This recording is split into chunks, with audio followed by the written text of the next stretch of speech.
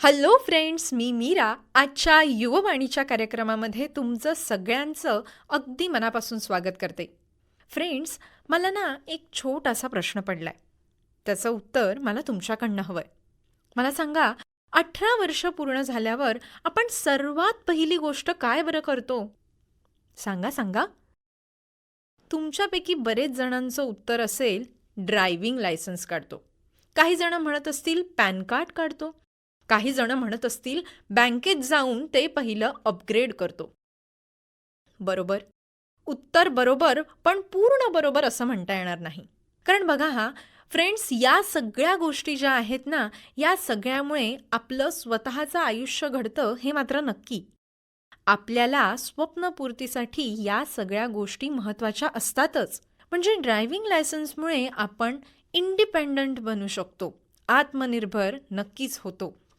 Pan कार्डमुळे आपल्याला या देशामध्ये स्वतःची ओळख निर्माण होते. आपल्या दैनंदिन जीवनामध्ये सुद्धा पॅन कार्डला खूप मोलाचं आणि महत्त्वाचं असं स्थान आहे. बँक अकाउंट ही अत्यंत गरजेची गोष्ट आहे, as economy is backbone of one country. पण फ्रेंड्स, अजून एक गोष्ट तुम्ही विसरताय. काही जणांना आठवली आहे का? सांगा बरं. अगदी बरोबर, इलेक्शन कार्ड, वोटर ID. 18 वर्ष पूर्ण झाल्यानंतर आपल्या भारत देशाने आपल्याला दिलेला एक महत्त्वाचा आणि मोलाचा असा अधिकार, जो आपला सगळ्यांचा एक महत्त्वाचा हक्क आहे आणि जो आपण बजावू शकतो 2024च्या येत्या इलेक्शनमध्ये. आणि या आपल्या एका महत्त्वाच्या अधिकाराने आपण आपलं स्वतःचं जीवनच नाही तर आपल्या देशाचं भविष्यही घडवू शकतो. फ्रेंड्स, तुम्हाला कळलंच असेल या कार्यक्रमाचा विषय काय आहे हे. खरंच, पण विचार करा ना, भारत हा लोकसंख्येने संपन्न असा देश आहे आणि लोकसंख्या हीच आपल्या देशाची ताकद आहे, जी आपल्या देशाला घडवू शकते, बदलू शकते आणि आपला देश एक सशक्त राष्ट्र म्हणून निर्माण होऊ शकतो.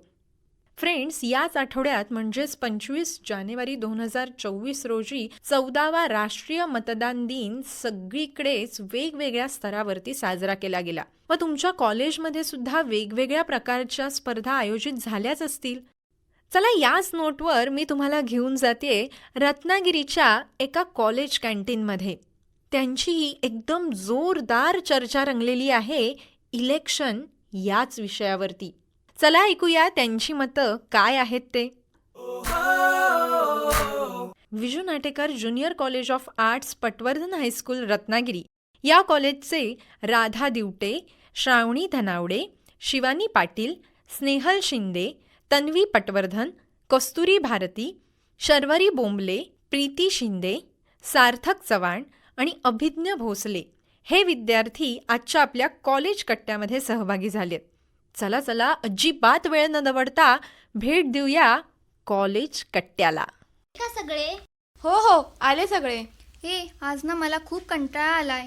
हो, मला पण खूप कंटाळा आलाय. चला ना, आपण सगळे आपल्या नेहमीच्या पारावर जाऊन बसूया. पण शर्वरी कुठे आहे? अगं, शर्वरी मला म्हणाली की तुम्ही सगळेजण पुढे वा, मी नंतर येते. शिवानी, तुम्हाला आज मॅडमनी वर्गात काय शिकवलं ग?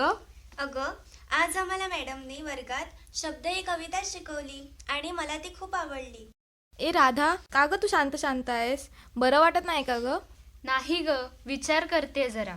आमच्या वर्गात एक सूचना आली आहे. 25 जानेवारीला राष्ट्रीय मतदार दिनानिमित्त वक्तृत्व, रांगोळी स्पर्धा, घोषवाक्य स्पर्धा आणि निबंध स्पर्धांचं आयोजन केलंय आणि आमच्या मॅडमनी सांगितलंय की प्रत्येकाने ह्यात भाग घ्यायचाच. तुमच्या वर्गात नाही का आली ही सूचना?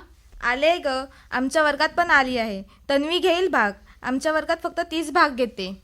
अगं नाही ना, ह्यावेळी मॅडमनी सांगितलंय की प्रत्येक वर्गातल्या प्रत्येक मुलाने ह्यात सहभागी व्हायचंय.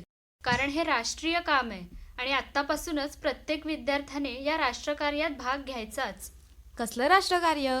काय बडबडतेस? अगं, 25 जानेवारी हा राष्ट्रीय मतदान दिन. त्यामुळे लोकांमध्ये मतदानाविषयी जागृती निर्माण व्हावी आणि लोकांनी 100% मतदान करावं म्हणून शासनातर्फे हा कार्यक्रम शाळा कॉलेजमधून घेणार आहेत म्हणे. मग चांगलंच आहे की आपण सगळ्याच स्पर्धांमध्ये भाग घेऊया. गेल्या वर्षी पण मी या स्पर्धांमध्ये भाग घेतला होता आणि घोषवाक्यांच्या स्पर्धेत माझा पहिला नंबर आला होता. आपण जे शाळेत नागरिकशास्त्र राज्यशास्त्र शिकलोयत ना, त्याचा प्रत्यक्ष अनुभव घ्यायची वेळ आली आहे आता. हो ग, आपण आता मोठे झालो आहोत. हो, थोडे थोडे अजून मोठी व्हायचेस. तू तर काय आजीबाईच आहेस. तुला तर सगळेच माहिती असतं, त्यामुळे तुला वाटतं की आपण मोठे झालो. बरोबर ना रे. ए राधा, कॉलेज सुटून 15 मिनिटं झाली, अजून कशी शर्वरी आली नाही? एव्हाला यायला पाहिजे होती ती. अगं स्नेहल, येईल ती. गेली असेल कुठेतरी कॅन्टीनमध्ये वगैरे. ती बघ, आली शर्वरी. अगं शर्वरी, किती उशीर. मला तुम्हाला काही विचारायचंय. हां मग आता विचार ना.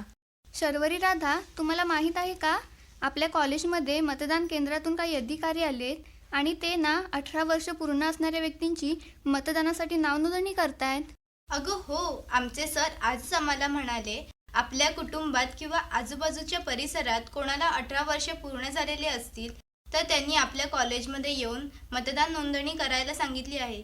येताना आधार कार्ड, रेशन कार्ड आणि एक फोटो आणायला सांगितलं आहे, कारण आजच आपल्या कॉलेजमध्ये मतदान नाव नोंदणीचा कॅम्प लागला आहे. कशाला हवंय ते मतदानाचं नाव नोंदणी वगैरे? काय उपयोग आहे त्याचा? असं कसं म्हणतोस अभिज्ञ? मतदान नाव नोंदणी करायला हवी. हे बघ, आपल्या आवडीच्या कॉलेजला ॲडमिशन मिळावी म्हणून आपण त्या कॉलेजमध्ये नाव नोंदणी करून ॲडमिशनच्या यादीत आपलं नाव लागलंय की नाही हे बघतोच ना. सांग ना. त्याचा इथे काय संबंध? संबंध आहे, नाही कसा? अरे, आपण कुठल्याही कॉलेजला ॲडमिशन घेतली असती तरी शिक्षण सगळीकडे सारखंच आहे ना. मग हेच कॉलेज हवं, ते नको, असं का करतो आपण? अरे, इथे आपल्या आयुष्याचा प्रश्न आहे. मग आपण आपल्या आवडीच्या कॉलेजला प्रवेश मिळावा, यादीत नाव लागावं म्हणून धडपडत असतो. आपला अधिकार आहे तो. आवडत्या कॉलेजला नाव नाही लागलं तर नुकसान होईल आपलं. अगं, मग तसंच आहे. मतदान करणं हा सुद्धा आपला अधिकारच आहे.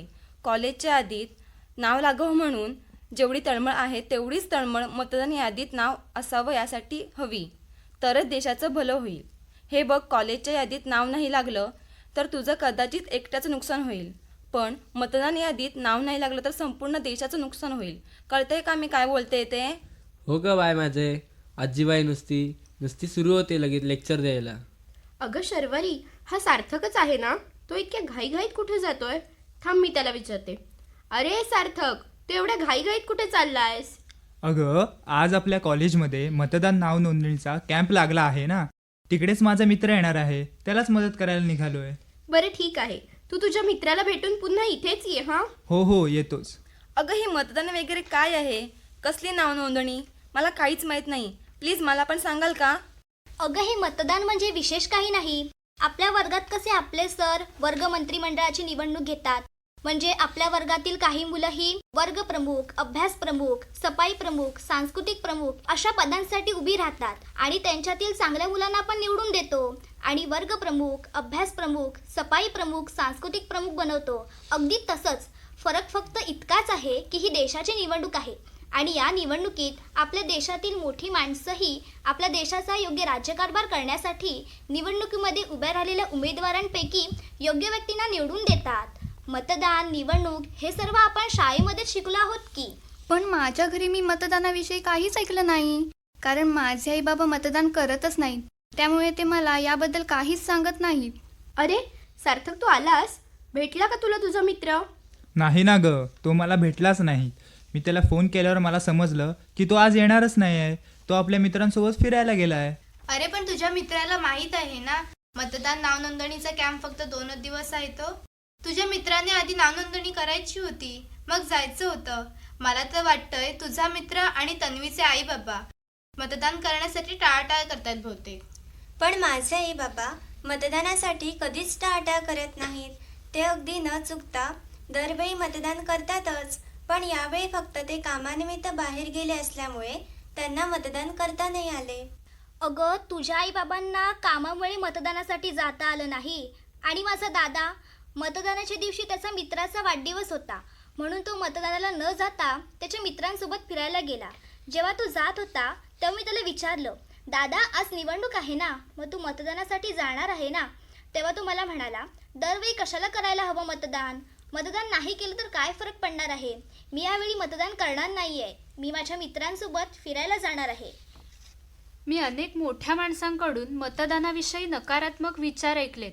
ते म्हणतात मतदानाचा काहीच उपयोग नाही, जे लोक निवडून यायला हवेत ते निवडून येतच नाहीत. मग आपलं मत वाया जातं. कशाला करायचं मतदान? मला तर असं वाटतं की काही मोठ्या माणसांना मतदानाचं महत्त्वच माहीत नसेल.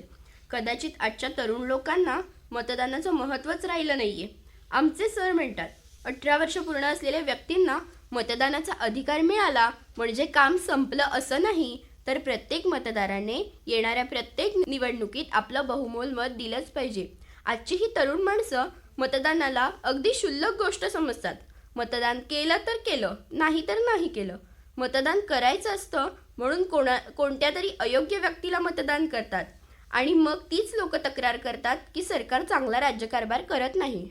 तुम्हाला माहीत आहे का, माझे आजोबा 78 वर्षाचे आहेत, तरीसुद्धा ते दरवेळी न चुकता मतदान करतात. निवडणुका लागल्या की ते मतदानाच्या दिवशी मतदान करण्यासाठी पहिला नंबर लावतात आणि मतदान करतात. त्यांच्याकडूनच मला मतदानाविषयी खूप सारी माहिती कळली आहे आणि मतदानाचं महत्त्वसुद्धा समजलं आहे. हो अगं, आजच्या तरुण पिढीपेक्षा वृद्ध व्यक्तींमध्ये मतदानाविषयी जास्त जागृती असते आणि ते जास्त कर्तव्यनिष्ठ असतात. तुम्हाला माहीत आहे का, भारतातील लोकशाही ही जगातील सर्वात मोठी लोकशाही आहे. लोकशाही म्हणजे आता हे काय असतं? अरे, तुला साधं लोकशाही म्हणजे काय हे माहीत नाही? मग इतके वर्ष काय शिकलास? लोकशाही म्हणजे लोकांनी लोकांसाठी लोकांमार्फत चालवलेले शासन होय. लोकशाहीमध्ये प्रत्येक नागरिकाला मानाचे स्थान आहे. लोकशाहीची ओळख ही मत, मतदान आणि मतदार आहे. मतदान हे लोकशाहीला बळकट करते. बोलल्या आजीबाई बोलल्या. हिला गप करा रे कोणतरी. सतत आपण अभ्यासू आहोत हे दाखवायलाच हवं का? कशाला व्याख्यान देतेस? खरंच आहे रे. गप रे अभिज्ञ, तिला पिडू नकोस. पण मला एक प्रश्न पडलाय, खरंच मतदान करणं एवढं महत्त्वाचं आहे का? एखाद्या व्यक्तीने मतदान नाही केलं तर काय फरक पडणार आहे? फरक पडतो. नाही कसा? मतांची चढाओढ एवढी असते की चांगला उमेदवार एकेका मतानेही पराभूत होऊ शकतो. त्यामुळे प्रत्येकाने मतदान करायलाच हवं. प्रत्येक जण असं म्हणाला की मी एकट्याने मतदान नाही केलं तर काय फरक पडतो, तर मतदानाची टक्केवारी ही 25 ते 30% खाली येते. परंतु मला आजच्या तरुण पिढीमध्ये मतदानाविषयी जागृतीच दिसत नाही. काही लोक मतदानाला तुच्छ लेखतात. ते मतदान करतच नाहीत. अनेक लोक मतदानाच्या दिवसात सुट्टीचा दिवस म्हणून मौजमस्ती करण्यातच घालवतात. हे आपल्या देशाचे आणि लोकशाहीचे सर्वात मोठे दुर्दैव आहे. नाही ग, मी तर हा विचारच केला नव्हता. माझे बाबा म्हणत होते लोकशाहीत मतदान इतके महत्त्वाचे असून देखील मतदानाची टक्केवारी ही बऱ्याच निवडणुकांमध्ये 50% पुढे जात नाही. आपला भारत देश खूप मोठा असून सुद्धा मतदानाची टक्केवारी 50 ते 60% आहे. आपली लोकशाही जर आपल्याला ताकदवान भक्कम करायची असेल तर 100% तरी मतदान होणे गरजेचे आहे आणि हे करण्याची जबाबदारी आजच्या तरुण पिढीची आहे. जर आपण मतदान केले नाही तर हक्क, अधिकार, आपल्या मागण्या शासन कसं पूर्ण करणार? हो, जर शासन राज्यकारभार नीट करत नसेल तर आपण त्याला जाब कसा विचारणार? त्यांची चौकशी कशी करणार? सुयोग्य कारभार चालू आहे की नाही हे कसं विचारणार? मानसला विचार, तो मोठा राजकारणी होणार आहे. सतत राजकारणच असतं त्याच्या डोक्यात. हो, सतत आपणच स्वतः आमदार असल्यासारखा फिरत असतो कॉलेजभर, स्वतःच पुढे पुढे करत असतो. कोण? मानस तुमचा वर्गप्रमुख आहे का? नाही ग, त्याला व्हायचं होतं वर्गप्रमुख. त्याची खूप इच्छा होती, पण मॅडम म्हणाल्या की आपल्या वर्गात वर्गप्रमुख ह्या पदासाठी उभे राहिलेल्या मुलांची आपण निवडणूक घ्यायची आणि या निवडणुकीत स्वामीने एका मताने निवडून आली. त्यामुळे त्याचं वर्गप्रमुख होण्याचं स्वप्न अर्धवटच राहिलं. बघ, एक मत केवढं महत्त्वाचं असतं ते. हो, पण त्याच्यात राजकारणाचे गुण आहेत. सतत लोकांना मदत करायला पुढे असतो. तुमचं मानस पुराण थांबवा रे. मतदानाविषयी बोलत होतो ना आपण. प्रत्येक भारतीयाला मतदान ही आपली जबाबदारीच वाटली पाहिजे, हे आपले आद्य कर्तव्य आहे. हे जेव्हा समजेल तेव्हाच भारतीय लोकशाही मजबूत होण्याकडे वाटचाल सुरू होईल. काही उमेदवार हे मतदारांना काही वस्तूंचे, पैशांचे आमिष दाखवून त्यांच्याकडून मते मिळवतात आणि आपल्या उमेदवाराला निवडून देतात. हो रे सार्थक, मी असं ऐकलंय गावांमध्ये जेव्हा मतदान होते तेव्हा त्या गावकऱ्यांचा जो पुढारी असतो तो ज्या उमेदवाराला मत देण्यासाठी सांगेल त्या व्यक्तीला गावातील सर्व माणसे मत देतात. मला माझी आई म्हणाली निवडणुकीमध्ये उभ्या राहिलेल्या उमेदवारांपैकी काही उमेदवार वाईट प्रवृत्तीचे असतात. पण सगळेच उमेदवार असेच असतील तर? मग आपण मतदान नक्की करायचं तर कोणाला करायचं? अशा अपात्र व्यक्तींना निवडून द्यायचं? नाही ग, अशा वेळी आपण नकाराधिकार वापरू शकतो. नोटाचा वापर करायचा. हे आपल्याला राज्यशास्त्रात शिकवले ना, नॉन ऑफ द अबाव. नकाराधिकार म्हणजे काय ग? आणि नोटा म्हणजे तरी काय? मतदान करताना नकारात्मक मताचे बटण दाबून मतदारसंघातील सर्व उमेदवार नाकारण्याचा अधिकार सुप्रीम कोर्टाने आपल्याला दिला आहे. निवडणूक आयोग आणि सर्वोच्च न्यायालयाने लोकशाहीचा पाया मजबूत करण्याच्या दिशेने टाकलेले हे एक अत्यंत महत्त्वाचे पाऊल आहे. ज्याला मत द्यावे असा पात्र उमेदवार कोणीही नाही असे मतदाराला वाटले तर तो नकारात्मक मतदानाचा हक्क बजावू शकतो. त्यामुळे राजकीय पक्षांना आपल्या उमेदवाराच्या निवडीबाबत अधिक सतर्क राहावे लागेल. नोटा लागू केल्यामुळे मतदानाची जर टक्केवारी वाढली आहे. सरकारने नोटा हा पर्याय निर्माण केलाय हे बरंच केलंय अगदी. हे सर्वांनी ऐका ना, आपण आपल्या प्रत्येकाच्या गावातील जे अशिक्षित लोक आहेत त्यांना आपण सांगायचं की मतदान हे कायम स्वइच्छेने स्वमतानेच केलं पाहिजे. एखादा उमेदवार आपल्याला काही वस्तूंचे आमिष दाखवत असेल किंवा आपल्याला आश्वासने देत असेल तर आपण त्यांच्या त्या खोट्या आश्वासनांना भुलायचं नाही. ती व्यक्ती समाजकार्य करणारी आणि प्रामाणिक तसेच कर्तव्यनिष्ठ आहे का हे बघायचं आणि मगच मतदान करायचं. हो श्रावणी, आपण आपल्या देशाचे भावी नागरिक आहोत. एवढं तर आपण नक्कीच करू शकतो. हे आपलं कर्तव्यच आहे. पण मला कळकळीने वाटतंय की भारतातील सर्वच सुशिक्षित नागरिकांनी योग्य व्यक्तींनाच निवडून दिले पाहिजे. तरच आपल्या देशाचा योग्य राज्यकारभार करण्यासाठी योग्य व्यक्तींची निवड होईल. त्यामुळे मतदानामध्ये होणारा भ्रष्टाचार थांबेल.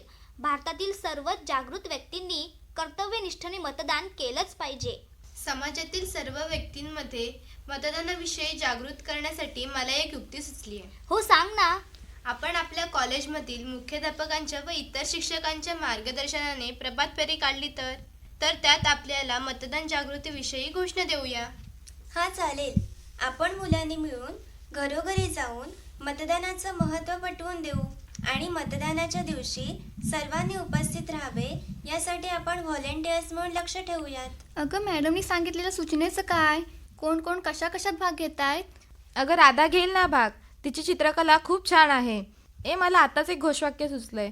आपल्या अमूल्य मताचे दान आहे लोकशाहीची शान. आपल्या अमूल्य मताचे दान आहे लोकशाहीची शान. मला पण आता एक घोषवाक्य सुचतंय. आद्य कर्तव्य भारतीयांचे, बघा हा चुकतंय काय? आद्य कर्तव्य भारतीयांचे पवित्र कार्य मतदानाचे. आद्य कर्तव्य भारतीयांचे पवित्र कार्य मतदानाचे. मी पण मला पण आता एक घोषवाक्य सुचतंय. मतदार राजा जागा हो, मतदार राजा जागा हो, लोकशाहीचा धागा हो, लोकशाहीचा धागा हो. वा, वा, छान. सुंदर. अजून एक सांगू का? भ्रष्टाचार मुळापासून घालवूया, भ्रष्टाचार मुळापासून घालवूया, योग्य उमेदवार निवडूया, योग्य उमेदवार निवडूया. मला पण एक घोषवाक्य सांगायचंय. लोकशाहीचा आहे आधार, लोकशाहीचा आहे आधार, कोणतेही मत घालवू नका बेकार. आता सगळ्यांना सुचतंय रे. श्रावणी, तू पण एक घोषवाक्य सांग. अगं, मला नाही सुचत आहे. कस्तुरी, तुला सुचतंय का गं घोषवाक्य? अगं हो, सांगू का? हो, सांग ना. नवे वारे नवी दिशा. बघा हा काय चुकतंय काय. नवे वारे नवी दिशा, मतदानच आहे उद्याची आशा. वा, मस्त. मी पण एक सांगू का? 18 वर्षाचे वय केले पार, 18 वर्षाचे वय केले पार, मिळाला आता मतदानाचा अधिकार. आपण ही सर्व घोषवाक्य मोठ्या फलकांवर लिहून काढूया आणि गावागावात ते लावूया, जेणेकरून लोक ती जाता येता वाचतील आणि मतदान करतील. तुम्हाला आठवतंय का? 10वीत सरांनी आपल्याला एक मतदान जागृती संदर्भात गाणं शिकवलेलं. ते गाणं माझ्याकडे आहे. थांबा, मी तुम्हाला दाखवते. हे बघा ते गाणं. हे गाणं म्हणून आपण लोकांमध्ये मतदान जागृतीसाठी जनजागृती करूया. ते आपण गाणं म्हणूया का? हो, म्हणूया. चला तर. चला 1 2 3 स्टार्ट. हे ऐक जरा मतदारा, तुला लोकशाहीची आण. हे ऐक जरा मतदारा, तुला लोकशाहीची आण. कर खुशाल निर्भयतेनं तुझ्या हक्काचं मतदान. कर खुशाल निर्भयतेनं तुझ्या हक्काचं मतदान. नको प्रलोभने नको कुणाचा दबाव, नको प्रलोभने नको कुणाचा दबाव, नको कशाचीही सक्ती नको करू हाव, नको कशाचीही सक्ती नको करू हाव, नको घेऊ मताचे पैसे का उगाच मिंधेपण, नको घेऊ मताचे पैसे का उगाच मिंधेपण, कर खुशाल निर्भयतेनं तुझ्या हक्काचं मतदान, कर खुशाल निर्भयतेनं तुझ्या हक्काचं मतदान, कर खुशाल निर्भयतेनं तुझ्या हक्काचं मतदान. वा, सुंदर सुंदर. ऑफ आर्ट्स पटवर्धन हायस्कूल रत्नागिरीच्या काही विद्यार्थ्यांनी आजच्या या कॉलेज कट्ट्यामध्ये सहभाग घेतला होता. त्यांची नावं राधा दिवटे, श्रावणी धनावडे, शिवानी पाटील, स्नेहल शिंदे, तन्वी पटवर्धन, कस्तुरी भारती, शर्वरी बोंबले, प्रीती शिंदे,